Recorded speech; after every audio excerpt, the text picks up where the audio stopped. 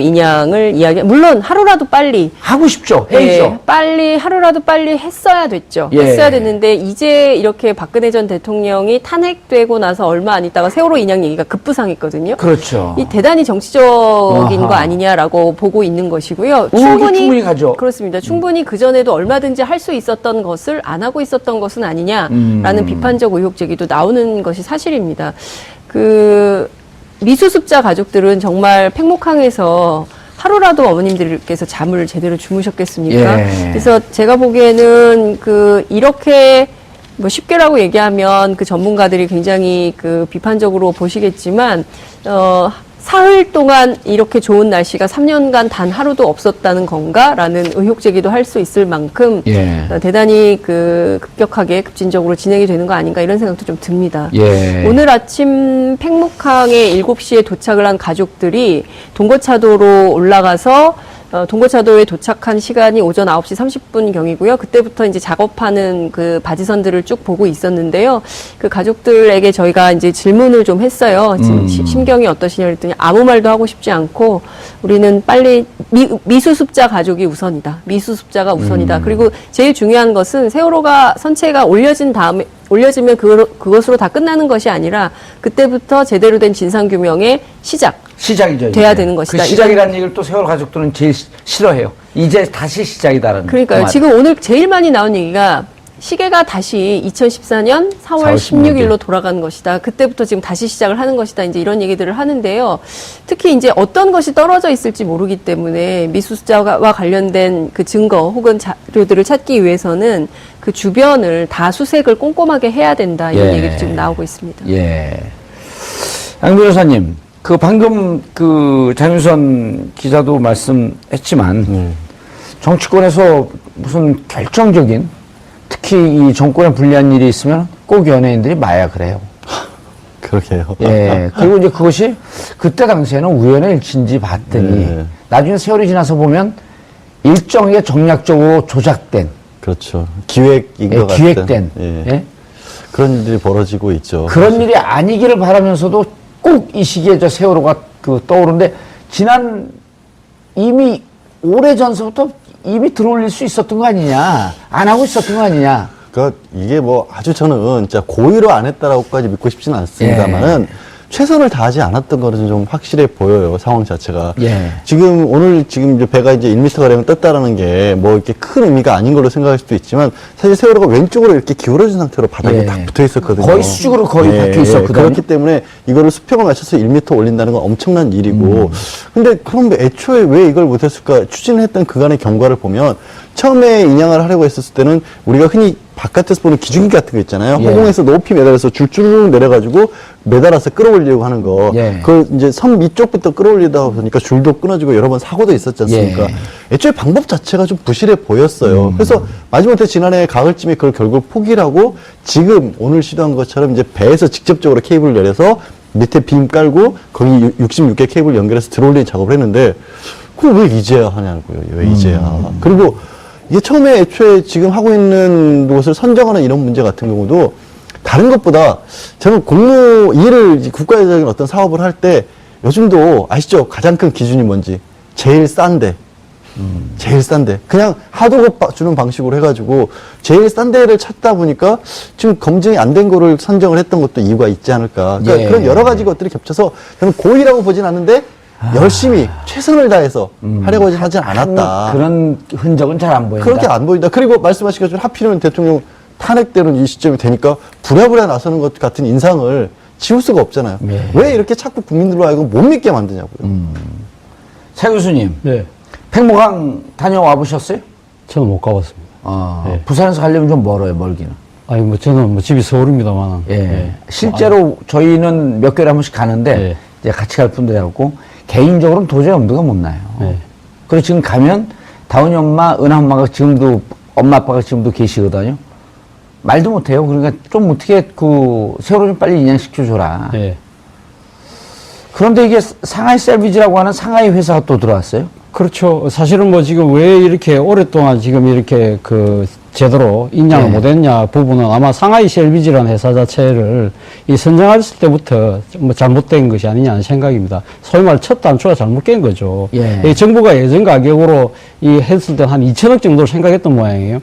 근데 지금 그 상하이 CLBG가 지금 그 입찰 가격이 한 850억, 나머지 두 개 업체가 한 900억이 넘는 그렇기 때문에 아마 정부 입장에서는 최저가 입찰 그걸로 해서 아마 상하이 CLBG를 했는데 상하이 CLBG 하는 이야기가 뭐라고 이야기했냐면 선체를 인양하는 데 있어 자신들은 좀 특별한 방식을 한다. 예를 들면 어떤 식으로 하냐면 그 바닥에 해저해진 배가 내려가 있지 않습니까? 박혀있죠. 박혀 있는데 다른 업체들 같은 경우는 선체에 구멍을 내서 고리를 엮어서 이렇게 들어 올리는 방식이라고 한다면 이 상하이 CLBG는 처음부터 밑에 빔을 깔아가지고 그 빔에다가 고리를 해서 당겨 올리는 방식이었다. 배를 통째로 끌어올린다. 그렇기 때문에 선체 손상이 별로 가지 않는다.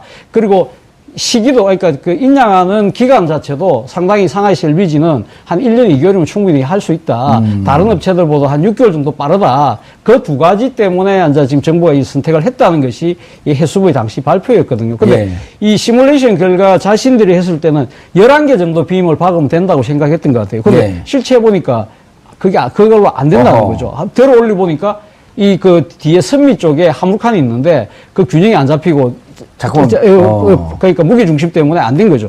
그래서 33개를 박았대요. 그러면 시간이 엄청나게 걸린 거죠. 그리고 또 상하이 CLBG라는 회사 자체가 사실 이 CLBG가 그 말 그대로 군함 아닙니까? 그죠? 그 경력이 별로 없다 봅니다. 경험이 없다 그러죠. 경험이 중국 내에서 그 강에서 조그마한 배 하나 건져본 경험이라고 그러고 이 지금 컨소시엄을 형성하고 있는데 우리나라 업체가 하나 들어가 있습니다. 조그마한 업체가 들어가 있는데 뭐 지금 관련 업계에서는 이 조그마한 업체 자체가 왜 들어갔는지 이해가 안 된다. 그렇게 이야기를 하고 있다는 거죠. 그렇기 때문에 사실 처음부터 단추가 잘못 깨었기 때문에 상당한 시간과 비용이 더 들고 있는 거죠. 그러니까 제일 처음에 업체 선정할 때가 2015년 4월 달인데 1년 2개월이면 충분히 끝난다 하면 작년 7월 달에 끝났어야 되잖아요. 지금 아직도 이렇게 되고 있는 이유 자체가 처음부터 잘못 깨어졌고 그때 사실 이 업체가 선정될 때부터 말이 많았어요. 왜 이 업체를 하느냐. 상당히 그 선진적인 기술을 갖고 있는 네덜란드 회사 같은 회사들 충분히 그런 회사가 되는데 왜 그 회사 안 하느냐. 정부가 세월호 선체 자체를 인양하는데 소극적인 의지를 갖고 있는 것이 아니냐. 그때부터 비판이 나왔던 거죠. 지금 이제 상하이 CLBG가 말씀하신 것처럼 그들이 가지고 있는 기술 자체가 다른 회사보다 더 안전하다고 했는데 그게 또 거짓말인 게 다 드러났어요. 구멍 안 뚫는다 그러는데 세월호 이미 140개가 넘는 구멍이 뚫려 그렇죠. 있습니다. 엉망이 되어 있어요. 벌집을 만들었어요. 그게 뭐 부력을 유지하기 위한 문제라든가 이런 식으로 얘기를 하고 있는데 결국은 거짓말이었잖아요. 그리고 지금 반드시 장 기자께서 아까 지적을 하셨던 주변부를 수색을 해야 된다는 부분이 확실한 게 이미 들어올리는 과정에서 장애가 된다는 이유로 그 배 밑에 보면 날개처럼 돼 있는 거 있잖아요. 이게 스테빌라이저라고 균형 잡는 거거든요. 그렇죠. 그것도 다 뜯어냈죠. 네, 그것도 뜯어냈어요. 그러니까 근데 처음에 세월호 침몰 원인 중에 하나가 혹시 가능성 중에 하나가 거기에 뭔가가 걸렸을 수도 있다라는 것도 지적을 했거든요. 그래서 그것만큼은 떼면 안 된다 그러는데 그것도 다 떼버렸어요. 그러니까 결론적으로 모든 게 다 엉망이다라는 게 밝혀졌고. 아니 형사법상에도 가장 기본이 현장 보존 아니에요. 아, 그렇죠. 현장 갖고 누가 이렇게 뭐 초임 형사가 뭐 이렇게 집어들면 고참 형사가 뒤통수 빡 때리는 거 아니에요. 바보. 이건 그런 일이 다 벌어진 거고.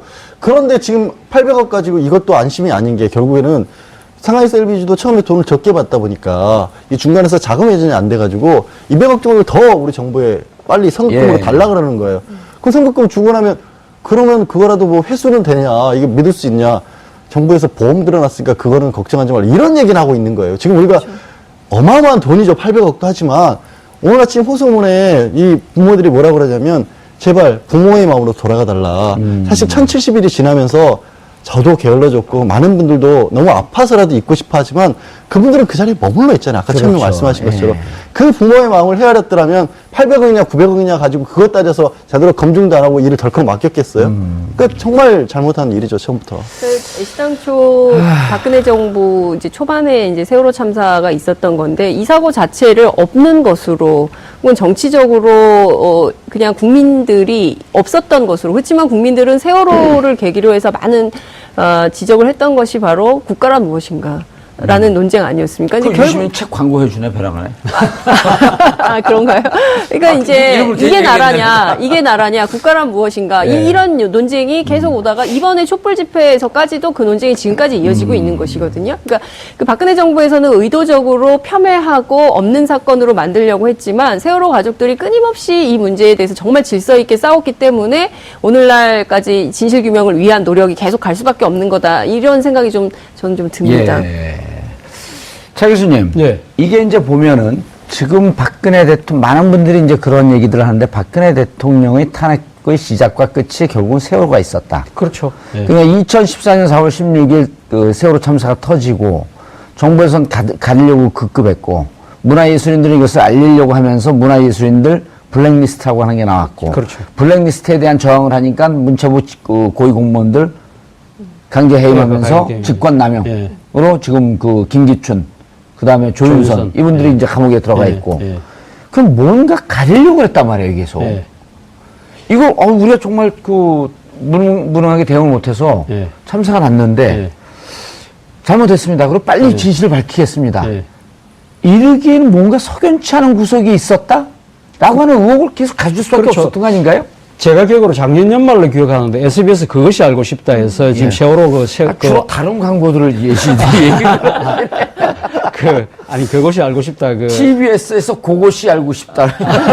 안 드십시오. 그러면 제가 선전하겠습니다. 근데 그것이 알고 싶다 해서 그때 규명하고자 했던 것이 세월호 화물칸에 도대체 뭐가 실렸냐는 거죠. 사실 뭐 지금 어느 정도 밝혀진 것은 제주 해군기지에 기지 건설 자재, 철근을 대량 실었다는 부분은 충분히 어느 정도 됐지만 그거 말고 또 다른 뭐가 있다. 국정원이 사실 거기 뭔가 개입했다는 거죠. 그래서 지금 상하이 셀비지를 지금 해가지고 지금 컨소시엄을 형성하고 있잖아요. 그럼 한국 잠수부들은 밤에 작업을 못 하도록 한답니다. 화물칸을 뚫어서 빼오는데 뭔가를 빼내는데 그거는 중국 잠수사들만 한다는 거죠. 그것이 바로 그 세월호에 관한 비밀. 그것이 알고 싶다 해서 지적을 한 건데, 거기서도 그것이 정확하게 뭔지는 모르겠다는 거죠. 그런 부분들이 있기 때문에, 아마도 제 생각에는 뭔가, 이 좋게 명분을 이야기를 한다면 국가 안보적인 문제가 있다든지, 아니면 정권 차원에서 뭔가 좀 가리고 싶어 하던 뭔가가 있다는 거죠. 그렇기 때문에, 그 화물칸에 있는 뭔가 숨기고 싶은 걸 다 빼고, 난 뒤에 올리려고 했던 것이 아니냐는 그런 의혹이 지난번 그것이 알고 싶다 해서 제기했던 의혹이기 때문에 저는 이번에 정권이 바뀌게 된다고 한다면 새로운 정권이 들어서게 된다고 한다면 이 부분에 대한 재조사가 반드시 이루어져야 된다고 생각해요. 저는 필요하다면 이 부분에 대해서는 특검도 도입할 필요가 있다고 생각해요. 특조가 어쨌든 그 일기 특조가 마무리가 됐는데 양 변호사님 이럴 수 있거든요. 이게 우리나라가 그 분단 국가인데다가 안보 문제에 대해서 무척 첨예하잖아요. 그리고 안보 문제에 대해서 어쨌든 안보라고 하는 이유로 이제까지 국민의 기본권을 제한하는 이런 일도 있었는데 그것이 용납될 수는 없지만 이 세월호에서 혹시 그런 안보 관련된 일이 있을 수 있거든요. 그러면 만약에 참사가 나면 이러이러한 점을 해갖고 국가 안보와 관련해서 이렇게 했는데 우리가 잘못한 것 같다. 그러면서 밝혀야 되는 거 아닌가요? 밝혀야죠. 저는 사실 세월호와 관련된 많은 의혹들은 사실이 아니라고 믿고 있어요. 믿고 싶어요. 근데 그런 걸 자꾸 유도를 해내는 거거든요. 유도라는 것보다 불러일으켜요, 자꾸만 정부가. 왜 이 세월호는 참사가 나게 되면 우선적으로 국정원에다 보고를 해야지? 왜 국정원 관리 선박이 되어야지? 이런 의혹을 계속 제기했는데 못 밝혀냈잖아요. 해명이 없으니까요. 그리고 이런 거 있으면 안보라고 하는 게 우리가 꼭 북한에서 뭘 쳐들어오는 거 이걸 막는 게 안 보일까요? 국민의 생명과 재산과 안전을 보호하는 게 점점 넓은 의미의 안보지 않습니까? 그럼 멀쩡한 배가 가서 300명이 넘는 사람이 희생을 당했는데 우리 이제 탄핵 결정문에 보면 당시 박근혜 전 대통령이 제대로 활동을 못했던 부분을 지적을 하면서 대통령이란 사람이 해야 될 일에 대해서 실질적 효과가 있고 상징적 효과가 있다는 부분을 지적합니다. 뭐냐면 그런 위기 상황이 터졌을 때 대통령이 나와서 빨리 관련 부처들을 조율을 해주고 결정을 해줘야 신속하게 움직일 수 있다는 거고, 두 번째가 사실 저 더 크다고 생각하는데 뭐냐면 대통령이 나와서 최선을 다하는 모습을 보여줘야 그런 상징성을 보일 때 국민들이 그렇죠. 거기에 위기 상황에서 믿고 안심하고 우리 생명을 안보를 맡길 수 있다는 거예요. 다들 다른 제품 광고 하나 하시니까 저도 광고 하나 할게요. 예전 명작 영화 라이언 일병 구하기 보셨죠? 스티븐 스필버가 만든 그 거. 제작사예요? 아닙니다. 그 영화 보면 라이언 일병 하나 구하려고 예. 소대원 전체가 희생을 당하잖아요. 하지만 국가가 너 하나가 위기에 빠져 있으면, 국민 한 사람이 위기에 빠져 있으면 우리는 어떻게든 구하겠다는 걸 보여주면, 그건 약간 아메리칸 국보인데. 하지만 어쨌든 세월호와 관련돼서도 그런 모습을 보여주면 그럼요. 우리 국민들이 정말 위급한 상황에 대통령이 나서서 자, 우리가 위기 상황입니다. 여러분의 정말 최선을 다해 주십시오. 보여주면 믿고 맡길 수가, 그게 안보를 이루는 길이죠. 그렇죠. 이진성, 김희수 두 분의 재판관이 보충 의견에서 밝힌 거죠. 17페이지에 걸쳐서 장장 그 얘기를 한 거 그 아니에요. 얘기를 한 거죠. 국가는 무엇이냐, 지도자는 무엇이냐를 그렇게 밝혀. 위기 상황에서 지도자를 찾는 건 아이들이 무슨 위험에 처했을 때 엄마 그러고 부르는 건 똑같은 거거든요. 그렇죠. 거기에 맞는 모습을 보여주지 않았기 때문에 말씀하신 것처럼 탄핵의 시작이 사실은 세월호였다고 보는 거죠. 장 기자님, 근데 지금도 이게 재밌는 게요. 네. 해수부가 탄핵 인양 작업이 지지부진하자마자 하는데 대통령이 파면되고 급물살 탔어요. 선고 5시간 만에 해수부에서 제일 먼저 나온 소식이에요. 기자들에게 인양 작업을 다시 시도한다고. 예, 맞아요. 탄핵 보느라고 시간을 늦췄다는 거예요? 그건 잘 모르겠는데요. 탄핵 안 되면 안 하려고 그랬던 거예요? 그러니까요. 그래서 해수부의 태도가 정말 웃겨요. 그러니까 지금 묘한데 박근혜 전 대통령 탄핵됐죠. 그리고 12일 날 삼성동 자택으로 돌아갔죠. 그리고 어제 조사 받았죠. 예. 그다음에 이제 구속 얘기 나오는 시점인데 바로 세월호 선체 인양 얘기가 나오는 거예요. 그러니까 정치적으로 굉장히 미묘한 시점에 그러니까. 뭔가 우리는 보면 이제 큰 뉴스를 또 다른 뉴스로 덮는 이런 사건을 것에, 사건으로 덮는 그렇죠. 나라. 사건을 사건으로 덮는 것을 너무 많이 봐왔기 때문에 이제 이게 앞서 말씀드린 대로 그 신뢰의 문제인 것이죠. 그러니까 뭐냐면 이제 앞서 양지열 변호사님도 그 세월호 오늘 미수습자 가족들의 그 성명 말씀하셨는데 이런 얘기를 해요. 그 현장에 있는 모든 분들이 안전하게 상황이 잘 정리됐으면 좋겠다라는 메시지가 들어갑니다. 그게 무슨 얘기냐면 우리나라는 늘 피해를 당한 사람들이 또 다른 피해를 걱정하면서 자신들이 기술까지 배워가면서 배까지 사가지고 그 선체 인양하는 과정을 전부 감시를 하고 있는 거잖아요. 세월호 가족들이. 이제 그런 방식으로 국가의 역할이나 이런 것들이 없는 것이고 뉴스를 덮으면서 상황을 모면하려고 하는 이런 해수부의 태도 그리고 정부의 태도 이것에 대해서 끊임없이 의혹 제기를 하고 문제 제기를 하는 것이죠.